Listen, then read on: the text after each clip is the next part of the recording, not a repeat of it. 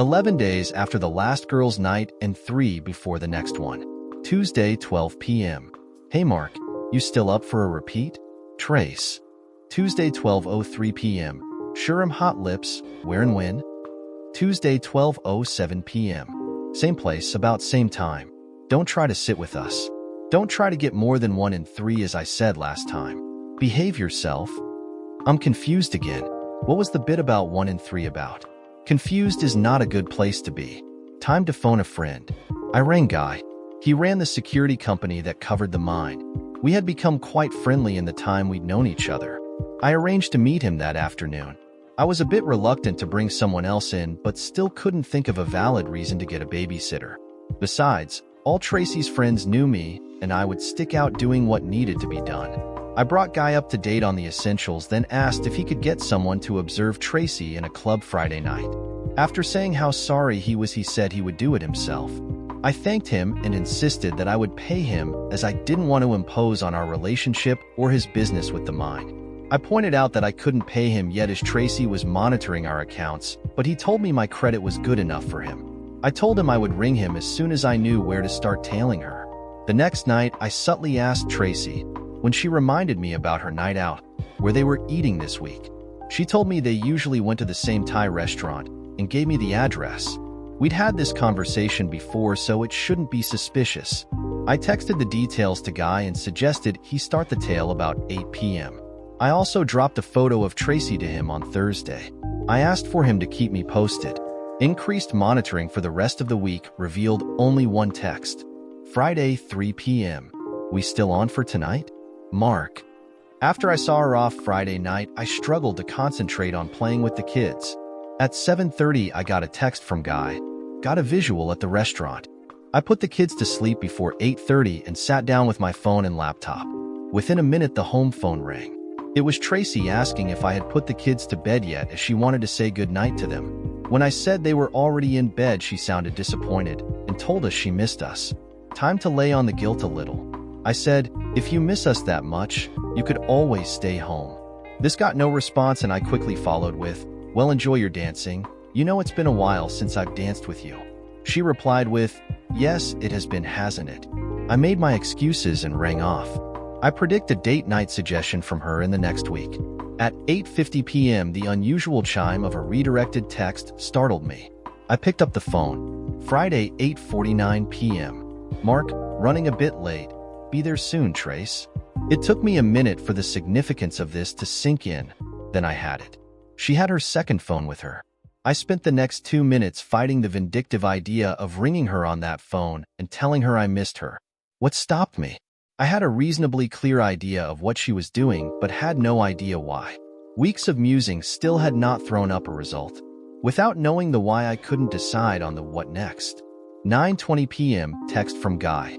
All girls at Star Bar, drinking and dancing. Anytime you want to pay me $60 per hour plus expenses for drinking and watching pretty girls, just give me a ring. I returned.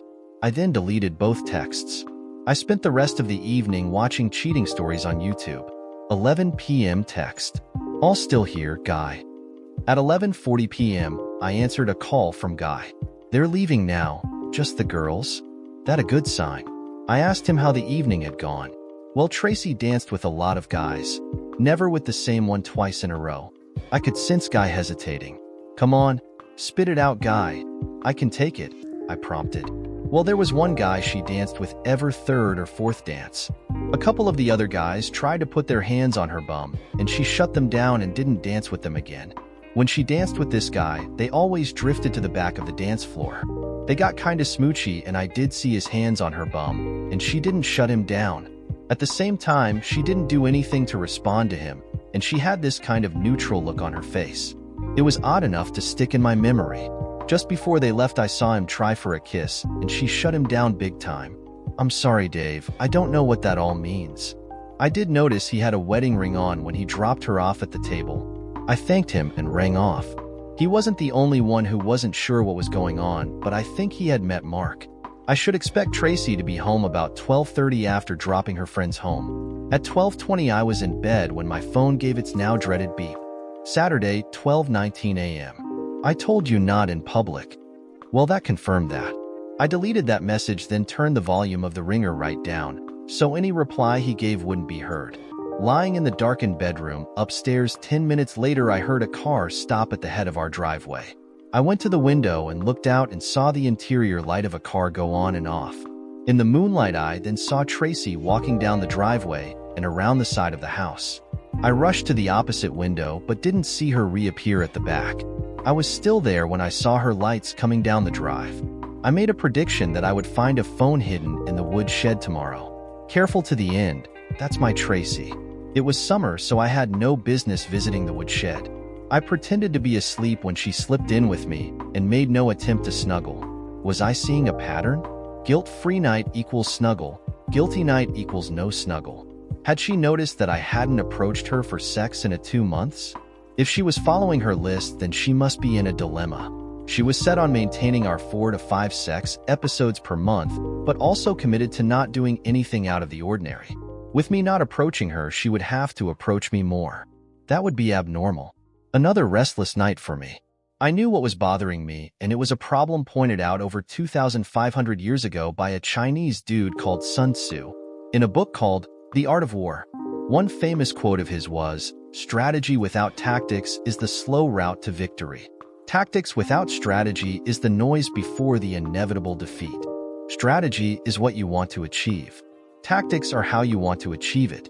I knew my tactics were good. What was my strategy? I didn't have one. I reviewed what I knew. I knew that I didn't want a divorce. I knew that nothing good would come out of that for me, and I would lose everything dear to me. Dreams of revenge were just that, dreams. The grim, frustrating reality of all separations is this. During divorce, the partner who isn't the primary caregiver gets screwed over. The screwing you get for the screwing you got. I knew I had to know how far Tracy was willing to go with this. I knew that if Tracy had sex with this guy, we were finished. We might survive a kiss, not sex. I was right royally stuffed. The only chance of survival was if Tracy didn't go much further. When I finally fell asleep, I still didn't have a strategy. The main piece was missing from the jigsaw. Why Tracy? Why? The next morning, my tiredness and anger almost overcame my control. I got up early with the lads, and when I heard the toilet upstairs flush, I went and lay back on the bed until Tracy came and joined me. With not as much as a good morning, I stared into her face from a distance of less than a foot, with a deliberately neutral look on my face, and asked, "Did you have fun last night?"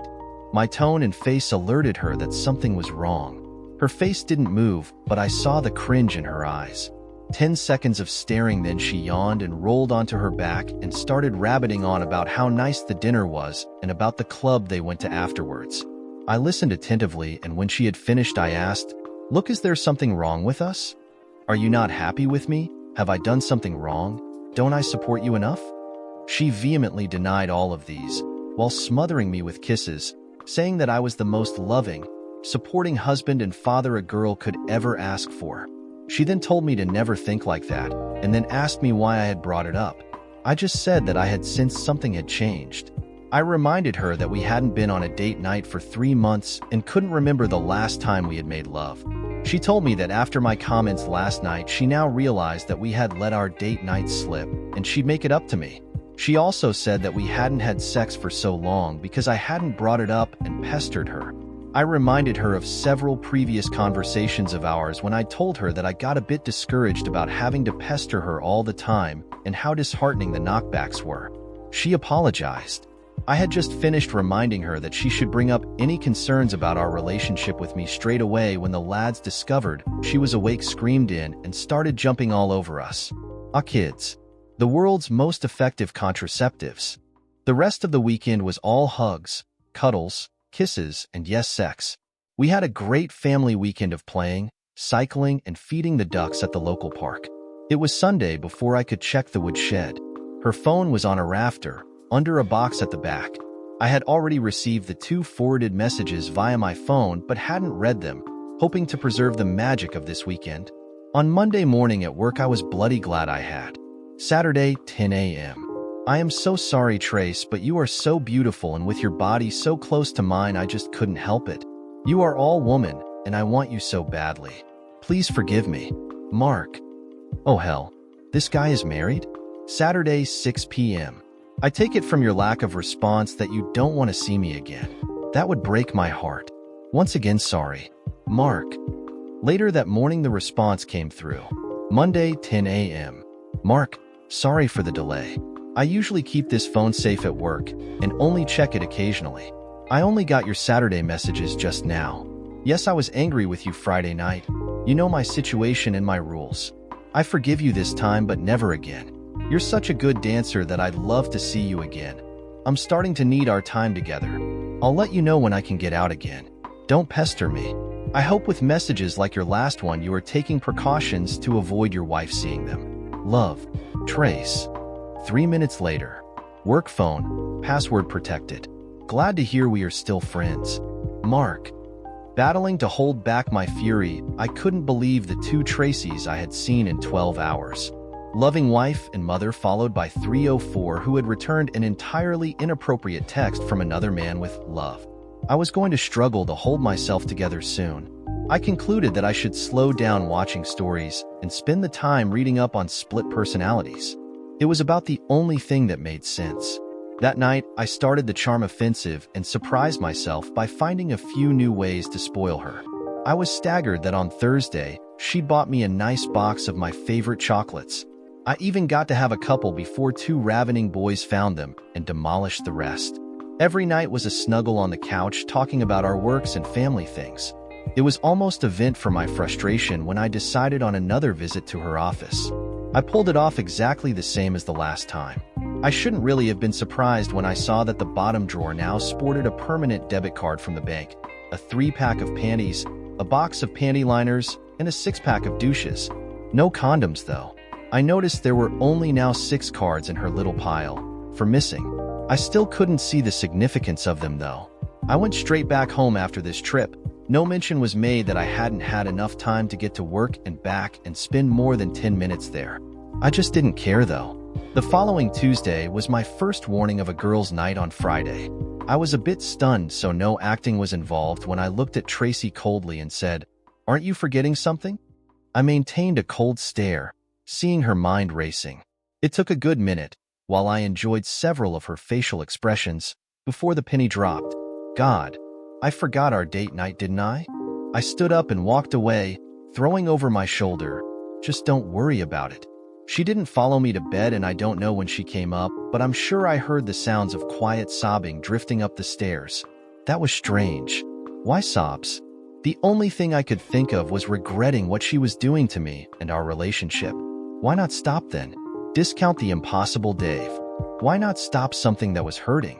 Blackmail? No, it is impossible. That only left one possibility. Compulsion. Something within herself was compelling her to do this. The next night, she was very apologetic and announced that she had organized a night out for us on Saturday. She apologized again when I reminded her that we had a work function on Saturday. She then made all the phone calls necessary to change the sitter to Friday and cancel out on the girls' night. That date night of dinner and dancing was a little stiff but enjoyable. The strain was really starting to get to me. This shit had been going on for 13 weeks now. A month and 2 more girls' nights later, things gave the impression of being normal. Apart from one text from Mark asking if she could get away. With her blowing him off, the phone was silent. Why would she meet him some nights, not others? I reread her list and the 1 in 5 comment and suddenly realized what the dice was for. She thought by leaving the decision on whether or not to meet him up to the dice there couldn't be a pattern. She was certainly sticking to the script. I wondered if she had found a tracker or phone bug yet. What about the 4 to 5 sex sessions with me a month? The idea of the dice just made the whole situation more bizarre and somehow impersonal. A strange word to use, but apt. Every good manager knows that you start off with a plan, but change it if conditions differ from those expected. I know I had been seen to behave erratically since this had all started, yet she was sticking fairly rigidly to her plan, whatever that is. The following Tuesday, the text started again. Tuesday, 1:45 p.m. Hey, remember me? How about same place 8:30-ish Saturday? Trace. Tuesday, 3:05 p.m. I'll be there. Really looking forward to it. Mark. Time to ring Guy again. My crystal ball was telling me that the girls' night was on Saturday this week. I rang Guy and asked for his availability on Saturday. He said he was free, but then asked me for a favor. His wife had given him a hard time when he had worked for me last time and came home smelling of beer. He wanted to know if he passed the phone to her whether I could speak to her. I told him I could do better than that and told him I'd be there in 15 minutes. When I explained the deal to Gloria, she could tell from my passion that it was all legit. An hour later, I felt I had made a new friend. Neither Guy or Gloria could add any guesses on why, though. I took the following afternoon off to see a behavioral psychologist. I'd had to book the 2-hour session 3 weeks before. I explained Tracy's behavior over the last few months. What a waste of time. Apart from confirming it wasn't any kind of multiple personality thing, she could add no insight. I paid in untraceable cash. I briefed Guy on the proposed meeting at the Star Bar at 8:30 on Saturday. I didn't want to alert Tracy by quizzing her on the restaurant this time. Kissed her goodnight and waited by the phone. Just for the exercise, I used the GPS locator, which showed the phone was still in her office. No trip necessary to the woodshed this week. Yes, I got her, now familiar, call on the landline when she left the restaurant to make sure I was at home. God, hadn't this woman heard of private detectives? Only one text from Guy this night. Dave, all girls in club, tea dancing with the guy from last time again. Guy. Just after 10:45 p.m., he rang me. They've just left. Who? Tracy and her guy, or all of them? The girls. He stayed here. I asked him what had happened. He said it was complicated and too long to explain over the phone. He would catch up on Monday. Bugger that. I asked him if I could catch up tomorrow. I couldn't wait. He agreed. At 10 o'clock the next day, I invented a reason to go to work for a couple of hours and drove to Guy's place. Over coffee with him and Gloria, I got the full story. It had started like normal with Tracy dancing with lots of guys and every third or so dance with the presumed Mark character. Similar to last time when they danced, they shuffled to the back, and he had his hands in inappropriate places. She spent a lot of time glancing around and when not, just talked to him. Guy said it was all so subtle that he even thought her friends dancing or sitting at the table wouldn't have had a clue what was going on. A half hour before they all left, just after dancing together, Mark had led Tracy out a side door into the courtyard set aside for smokers. Guy had followed them out as quickly as he could and was there less than a minute after them. The courtyard was a small, fenced-off area with tables. Mark and Tracy were sitting opposite each other on one of the tables, holding hands across the table when Guy came through the door. Tracy quickly detached and Guy went to the opposite end of the small space and lit up. Now, Dave, I couldn't hear everything they talked about. Tracy has a very soft voice, so I mainly heard what Shithead said. A lot of what I will tell you next has some guesswork in it. He then told me he'd heard Sage say, just after hands were withdrawn, "Is this public?" Guy caught Tracy's nod out of the corner of his eye. He caught enough of the next minute or so to know SH was saying how wonderful and beautiful she was and making his lust quite obvious. SH was just leaning in and gazing into her eyes. She was leaning backwards away from him. I asked what her eyes and face were saying. Guy said that she kept glancing at the door and at him with a nervous expression. When she wasn't doing that, she had the strange neutral expression that had seemed odd last time. SH then leaned back a bit and spoke. Guy only caught about one word in three but heard, "Not enough," and "next level." Guy thought SH was piling the pressure on. Tracy had a kind of stricken look on her face. She then spoke for about 2 minutes. It was her time to lean in, so he didn't catch a word, but she had a determined look on her face and was stabbing her finger into the tabletop. Guy guessed she was laying down the rules again. After this, they both backed off and went back to smiling. Having finished his smoke, Guy pulled out his phone and pretended to text to have an excuse to stay outside. "Dave, I've got to tell you, they are planning to meet up sometime next week." It was her suggestion, and she sounded kind of desperate. I think she was kind of scared of losing him and was throwing him a bone. Their tryst had ended when one of the girls came out and said she had promised her husband she would be home early that night. From this day onwards, I saw a change in Tracy. She was obviously distracted and less attentive to the kids and I wondered what had happened to her plan to self-check her behavior. I knew we were entering the danger zone and vowed to be extra alert. Me, well, I kept up the charm offensive. Never late from work, always cuddly and caring. I will let next week's texts speak for themselves. Monday, 10:22 a.m. Babe, have you decided where and when yet? Monday, 12:23 p.m. Checking out places after work today. Will let you know. Trace. I quizzed the kids that night. Tracy had picked them up from school. Tuesday, 9:37 a.m. How are you fixed for tomorrow at 1 p.m.? Just lunch, okay? Don't get your hopes up. Make sure you park around the back. I am all yours till 4:45 p.m. Love, Trace. She gave the name and address of a place. I Googled it, and it was a 4-star restaurant and motel on the other side of the city, near the airport. I rang Guy and asked if he and Gloria would like lunch on me. He agreed. I asked him if he thought Tracy would recognize him from the club. He thought not, as he had worn a cap and kept his head down in the smoking garden. I also asked him if he could sit near them and possibly record their conversation. He told me he would do what he could. I gave him the address and time plus one final instruction. The next morning I checked her handbag again. Nothing. I wondered if her desk drawer now had condoms in it. It wasn't worth the effort of finding out. She was obviously going to have Mary pick the kids up. I wondered what excuse she would use. I didn't think it would be working late, as she knew I sometimes called into the office or rang her at work, probably meeting a girlfriend after work. I fully intended being home early to see what she was wearing when she got home and check her lying skills when I asked where she had been. The phone call from Guy at 1:45 p.m. was expected, but his news wasn't. He was at the restaurant and they hadn't shown. I panicked. Were they in a room? I told him what car Tracy had and waited while he checked all the possible parking areas. Nothing. I rang Tracy's desk phone and was unhappy when Jenny answered it. Has Tracy gone home already? No. We've got a lot on today. Larry asked us to stay till 3. Tracy has just popped out for lunch. Well, tell her I just rang to say hi, please. Bye. What was happening? I checked my phone. It noted a diverted voice call from Tracy to Mark at 11:02 that morning. I had been underground and had missed it. Tracy had broken protocol with the voice call. I imagined her making an excuse to leave the office for a few minutes to do it. I could only guess what had been said. Had she rung him and told him she had to work late?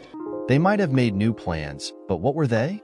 I took a punt and guessed they had just delayed 24 hours. I rang and told Guy. He said he wasn't available, but, after checking, told me Gloria and a friend could. I swapped phone numbers with Gloria and gave her some instructions. Nothing was certain, but what else could I do? There were no texts between the lovers, so I had confidence my guesses had been right. Further confirmation came when Tracy rang my work desk phone at about 11:30 a.m., asking me if I could sneak into town for lunch. Sorry, darling, too busy. With assurance I wasn't going to surprise her at work, she left for her backstabbing tryst. I watched on the GPS tracker as her phone moved towards the expected suburb. I rang and alerted Gloria. The next phone call was from Gloria. You were right. They've just turned up in separate cars and they're in the restaurant. It's quite comical. She parked next door out of sight behind a hardware store. I asked her where he had parked, and she said right in the motel car park. I asked her for his number plate. She read it out, then said the car had Thunderstruck construction on the side. Gotcha. I urged Gloria to go into the restaurant so she didn't miss anything. She told me her friend was already in there. While waiting, I looked up Thunderstruck construction. I rang their reception and, using my limited acting skills, said I had met one of their employees and hadn't quite caught his name. It was either Mick or Mark. She said they had 2 Micks and 1 Mark. She asked me to describe him, and I repeated the description Guy had given me. That sounds like Mark Ashcroft, our business development manager. Would you like his cell number? I said yes, and she read out the now familiar number. 5 minutes and a phone book later, I had an address for M&P Ashcroft. Eat your heart out, Sherlock. Gloria rang at 4 p.m. They've just left in separate cars. I arranged to meet her at a coffee shop halfway between the city and the mine and left. I started off by asking what Tracy was wearing, and she said it looked like a work uniform. I then asked if she had heard her use a pet name for him starting with L. Gloria said they had been at the table right next to them and had heard most of what was said, and she'd only called him Mark. I then turned the floor over to Gloria. She described them as sitting opposite each other on a small, intimate table. Dave, I thought you said she was intelligent? I just raised an eyebrow. This guy is just a scumsucker, a smooth scumsucker, but still a scumsucker. It's so obvious that he's playing her, and she's just falling for it all. Gloria then went on to tell me a summary of their conversations. He spent the first part telling her how beautiful she was and how much he wanted her. He was holding her hand across the table, and she made no move to disentangle. I guess she didn't consider this in public. Tracy did spend a lot of time glancing around the restaurant and out the windows. Several times she did drag the conversation around to me and her family or his family, but he shut her down and changed topics. She did slip in the fact that she loved me dearly, and I was her soul mate, so no one could ever find out about them. She apologized for all the precautions she felt she had to take, but hoped he understood. She then went through the precautions he should be taking. He never spoke about his wife. He did ask the obvious question though. If she loved me so much, why him? Gloria said that Tracy never answered, but got a real blank look on her face, then changed the subject. The middle conversations were about favorite movies, books, and interests. Shithead never missed an opportunity to tell Tracy how much they had in common. The last hour was Shithead gently ratcheting up the pressure, interspersed with comments on how hot he thought she was. While holding her hand, he was pushing her to take their friendship to the next level. Tracy kept trying to withdraw her hands and change the topic of conversation, but he was insistent. He kept pushing her on how they could get together for more than one sly dance and 3 at a club, or more than lunch. He asked her if she ever traveled for work. No. Did I ever travel? Very rarely. Could she ditch the girls on girls' night and go somewhere with him to dance alone? She explained that she couldn't risk one of the girls letting something slip.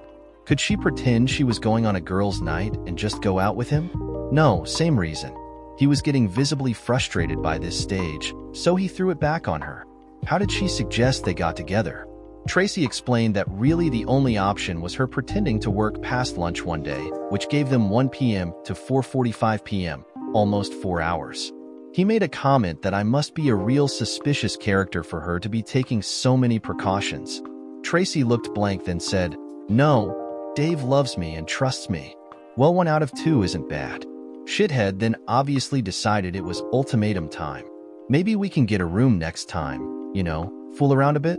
Tracy ummed and erred for a while. Insisted she just wanted the lunches, but critically, didn't shut him down. He said he wasn't sure if he could continue with a relationship that wasn't going anywhere. Apparently, Tracy looked worried. Mark was obviously an impatient character. 3 dance nights and 1 lunch wasn't much. Looking at it from his point of view, though, it had taken 4 months and all he'd got was 2 hand-holding sessions and some arse groping. According to Gloria, the session ended well before 4:00 p.m. with him saying he had to leave after his final application of pressure. He tried to pay the bill, but when she found out he was going to use his personal credit card, she insisted they used her debit card. She explained that it was an account I didn't know about. The cheeky scumsucker actually told her he admired her thoroughness. He walked her to her car, and they were invisible behind the hardware store for about 5 minutes. They couldn't infer anything from his expression when he came back and got in his car. Thorough she may be, but observant she obviously was not. Apparently the 2 ladies that had lunch together at the next table, but didn't actually talk that much, didn't seem suspicious. Gloria thought that a few of the afternoon's events had seemed very strange. The main one was that Tracy was obviously way out of Shithead's league. What was a good-looking girl with a nice body doing drooling over an average-looking, short, and weedy guy with thinning hair? That one I could answer. I explained to Gloria that Tracy had a poor body image resulting from a witch of a mother. I also explained that despite all the previous efforts I had put in, I hadn't been able to improve it. I almost forgot to ask her about whether or not she had managed to record any audio. She pulled out her phone and played a few audio files, but nothing was audible. Just a general background murmur. She did show me 3 photos she had managed to take on her phone. The one of them holding hands hurt. I got her to forward them to my work email. She was right. He was a bit of a weed. After thanking Gloria, I arrived home half an hour later than usual. Nothing seemed different to normal, except there was very little eye contact from Tracy. She was still in her work gear, and her makeup seemed normal. That night, I confirmed with the kids that the babysitter had picked them up from school. I found an excuse to go outside after dark and found only the phone in the woodshed. A handbag search the next morning revealed nothing new. On a weekend drive-by of his address, I did spot his work car in the drive. There was also a tricycle and a swing set in the front yard. Almost daily texts from him the next week, getting more and more insistent, must have caused the dice to be put away as she finally relented and agreed to meet him on the next girls' night. She insisted still on only dancing with him 1 and 3 as usual and told him she wouldn't be going anywhere alone with him this time. I applied gentle pressure by saying I had to work till 10 o'clock p.m. that Friday and asked if she could please organize the sitter. She didn't blow him off, but I bet there was no arse groping that night. I didn't bother Guy. There was no unexpected movements from the GPS that night, and the woodshed had an extra visitor that weekend. The texts the next week were so aggressive that I thought they may actually break up. I didn't want that as I knew I didn't have the energy to watch her start from scratch with another guy, which I was sure she would do. What could I do to prevent my wife breaking up with her boyfriend? I chuckled to myself as I thought, I wonder if that question has ever come up before in the history of mankind. It was almost 2 weeks to the day of their first lunch date when she finally relented to another. I wondered if she was using the 10-sided dice or the 20. Tuesday 9:40 a.m. How are you fixed for lunch tomorrow? Trace. Tuesday 9:42 a.m. Can't do tomorrow. How about Thursday? Mark. Tuesday 10:01 a.m. That works for me. She then supplied the name of another 4-star motel well away from their first rendezvous point and a time of 1 p.m. again. Tuesday 10:10 a.m. Do they have nice rooms? Mark. Tuesday 10:41 a.m. Let's just see, shall we? Love, Trace. I pondered the ambiguity of that last statement. Did she mean they would see what the rooms were like when they got one? Or did she mean they would see if they got a room when they got there? I immediately rang Guy and arranged to see him that afternoon. We made a series of contingency plans, and I told him I would give him what he needed for all of them Thursday morning. In case they did go into the restaurant that time, Guy was going to be the sole diner at the next table. I didn't want to have to brief another stranger at this stage, and Gloria wasn't an option now. Gloria agreed to stay in the car outside with a camera. I contemplated another office invasion Wednesday night, but didn't. I was just beyond caring. A handbag check Thursday morning revealed nothing. Thursday at 10 a.m., I made my deliveries to Guy and asked him to ring me as soon as he or Gloria had made them, if they did. I then begged off work and drove home. I went and saw Mary next door and asked if she could pick the lads up from school and keep them at her place until I came and got them. I told her I was planning a surprise for Tracy and not to warn her. Now that wasn't a lie, was it? She of course told me that Tracy had already arranged for her to sit that afternoon. Thursday 1:10 p.m. Text. They're both in the restaurant, Guy in place. Gloria. At 2:20 p.m. Gloria rang me and simply said, Dave, the delivery has been made. I pushed the send button on the text that had been sitting on my phone for the last hour. Sent. Winging its way from my phone to another, the number of which I was never supposed to know, was a simple message. It was received 30 seconds later by a sobbing woman, slumped on the ground outside a motel room. A wonderful mother and partner, but a woman who I knew if I could fully trust again. Tracy, please just come home. Dave. Right after the message was sent, I dialed another number I wasn't supposed to know. When it was answered, I said, Mr. Mark Ashcroft of 12 Freeman Road? Only hearing a mumble in return, I continued. My name is Dave. You know who I am. Just walk away right now, and maybe your future won't involve wheelchairs and facial reconstruction surgery. Go right now. I didn't have to fake any venom in that last piece. I hung up. From Gloria's perspective, as she told me later, this is what happened. At 2:15 p.m., Tracy got up from the table and went and paid the restaurant bill. Mark left the restaurant and headed towards the check-in desk. Guy threw $100 on his table, headed out the door at speed, pointing out the money on the table to the waitress. Once outside the door, he sprinted to the car and told Gloria, "Showtime," as he got the packages off the back seat. He waited for over a minute before walking along slightly behind the target couple, but on the other side of the car park. As the man stopped to insert the key in a room door, Guy sped up. Just as the door opened, Guy spoke from right behind Tracy. Mrs. Tracy Brown.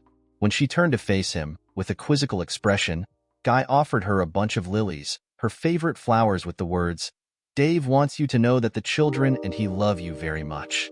Guy had to drop his loads as Tracy's face just lost every trace of color and her knees buckled and she dropped like a rock. If he hadn't caught her, she would have hurt herself for sure. Guy glanced at Mark and saw a dumbfounded expression on his face. He was unaware of anything else except a phone ringing until he heard Mark's car burning rubber down the road. Guy kept me informed over the next hour as Gloria helped Tracy. It took that long to get her to her feet and calm her down enough that she was safe to drive away. They both refused to say anything in answer to her questions. They reported that when she wasn't crying, she just looked dazed. Just before they left her, they had suggested she check the messages on her phones. She started sobbing again as the significance of one message sank in.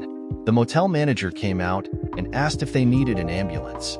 By phone, Guy brought me up to date on the conversation between the two lovebirds in the restaurant. Tracy had tried to make small talk, but Shithead had immediately started putting increasingly serious pressure on. No room, no future type comments. Or as we used to say in my youth, on your back or on your bike. Tracy eventually bowed to pressure, but stipulated that she couldn't promise anything. Did she really believe that saying no, once they had a room, was an option? The video clip that Gloria sent me before Tracy got home shows Shithead practically dragging her to the room. I finally got to see the famous blank expression on Tracy's face. So now I'm sitting at home waiting for my wife to get here. I'm sure it will be a very slow trip and maybe involve a visit to an office and some trash cans. I'm quite relaxed as I sip from a glass of my favorite Islay malt. Am I relaxed because I'm in the mode, I hear you say? No, I'm relaxed because I finally worked it all out. It started Monday night. I was sitting on the couch with my laptop while Tracy studied. I was scanning a list of stories when one title caught my eye and triggered a memory. A smart set of cheaters. I watched it again, and before I had even finished, the last piece of the jigsaw fell into my subconscious. I now know with absolute certainty why, and it is rather sad. I had discounted the impossible. This was all that was left. Tracy had spent almost her whole life thinking she was inferior to those around her, mother, etc. She'd married a guy, me, who she knew she was smarter than. Suddenly it was thrust in her face via several IQ tests that she had been wrong. The last 4 months had been a subconscious power grab on her part. Succeeding in getting one over someone who was smarter than her would prove she was actually smarter. Secretly and cleverly having an affair and getting away with it would prove her superiority. She would have been satisfied with the emotional side of the affair. The physical side was an unfortunate necessity. The blank expression seen multiple times on her face was her psychologically separating herself from her actions. The whole episode was a compulsion in a damaged soul. If she had chucked Mark out and tried again with someone less aggressive and just had an emotional affair, or a limited physical one with someone else, she could have finished her self-therapy to her almost complete satisfaction. That was if she hadn't been hijacked by one lucky scumsucker. Yes, that's me again. I knew the cards in her desk were to hand out to prospective candidates at clubs. Which brings us to the mysterious L. Well, I reckon that stood for lover. She didn't have a candidate in mind when she wrote the list. By Tuesday night, I had made my decision on our future. I used a process that I had used in the past, quite successfully, but had forgotten in all the activity. It is an almost foolproof system for making hard choices, and I will share it with you, my friends. On 2 pieces of paper, write 2 lists. On one sheet, write all the arguments for the decision. On the other, write all the arguments against. The next and critical step is to condense each list down to 1 or at most 2 words. Look at these words, and usually the answer appears. In my case, 1 page, that in support of forgiving Tracy had family, influence on kids, wealth, almost normal love life, sex, no lawyers, almost normal life in general, etc. The other page had pride, lawyers, shame, loneliness, loss of kids, etc. The summary words, and I'll leave you to figure out which goes with which page, were screwed and almost happy. 15 milliseconds later, the decision was made. I took another sip and smiled. If I was a scumsucker, I would invite my new friends Guy and Gloria over for a barbecue this weekend. I'm not a scumsucker. Did anyone notice at the start of this story that it took me an extra year to get my degree? Until now, I had regretted spending my first year on my primary career choice, psychology. Not anymore. Once I had worked out the why, the what was obvious. My whole campaign today had been aimed at psychologically permanently destroying any notion Tracy had that she was smarter than me. From Guy and Gloria's description, I had succeeded. I briefly empathized with her pain, but what else could I have done? I wouldn't tell Tracy how I had caught her. Keeping her guessing should maximize the chance it never happened again. Maybe I should tell her I was a mind reader. There was no doubt that Tracy's immediate future included counseling. The topics would certainly include our intelligence issues, her confidence issues, and her body image problem. I would try to help out as best I could with all of those, but I haven't had much luck to date. If the body image counseling didn't work out to my satisfaction, then some sex therapy might be needed. An onlooker might have been surprised, knowing my situation, 5 minutes before Tracy slowly drove down the driveway, to see me actually laughing. I had finally found my list that had triggered this whole process off. Remember the one that had taken me months to compile? I had finally found it tucked in a pocket of my briefcase where I had put the bloody thing. Knowing that mothers going back to work after the kids started school was a hot spot for cheating, and the dumb schmuck husband was usually the last to know. I had written a list of the signs of a cheating wife. I might be a dumb schmuck, but I was a lucky dumb schmuck. I was laughing because I had 2 things on my list that weren't on Tracy's. She had one on hers that wasn't on mine. I've always loved irony. If I had only looked for the signs on my list, I would never have caught her. The only thing that may have worked would have been the bluff approach. I had respected her way too much to ever insult her by accusing her of cheating just to see her reaction. I knew I was going to be magnanimous in victory. I stood to give my wife a big hug as I saw the car coming down the drive and started the rest of my life. A post-crisis, midnight office invasion a month later found a completely innocent bottom drawer. I made no comment when Tracy's old iPhone 2 was replaced one day with an iPhone 4.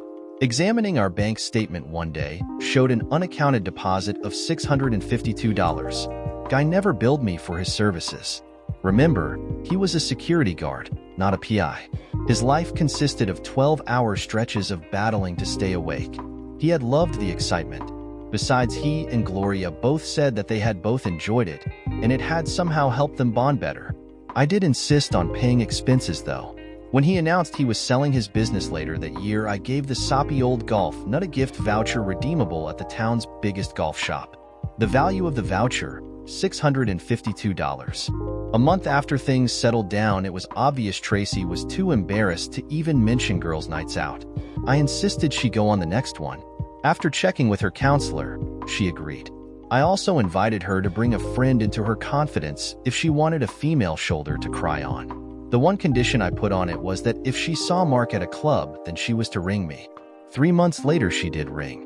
I quickly went next door to ask the sitter to be in our house in case the kids woke up. I drove to the Star Bar and quietly asked Tracy to point out Shithead for me. Right when she was pointing to him, he glanced over and saw us. As I quickly approached him on the dance floor, on pure reflex, he dived out the nearest door. Yes, you guessed it, the one into the fenced-off smoking area. The one with no exit. I grabbed him by the neck with one hand to choke off any shouts. The mining industry doesn't breed kitties. While waiting for him to stop struggling, I politely asked the 3 incumbent smokers to leave as I wanted to talk to this gentleman who had tried to screw my wife. They obliged. 2 even had huge grins as they walked past me. No one likes a prick. I then scanned the area for cameras. The mode was serving me well once again. When he had settled down, I growled at him with all the pent-up fury that still hadn't found an outlet. Listen, shithead, if Tracy ever reports seeing you ever again, or if I ever find out you have disappointed your wife and kids in any way, the first thing that will happen is that copies of all your texts to Tracy will be sent to your wife. I will give her my contact details if she wants copies of the photos I have. The second thing that will happen is this. The sound of all the breath leaving his body as my fist hit him just under the diaphragm was almost as satisfying as the sight of him writhing on the floor, searching for the breath that just wouldn't come. The kick in the nuts was probably a bit unnecessary. Alright, so I'm a little bit of a scumsucker maybe.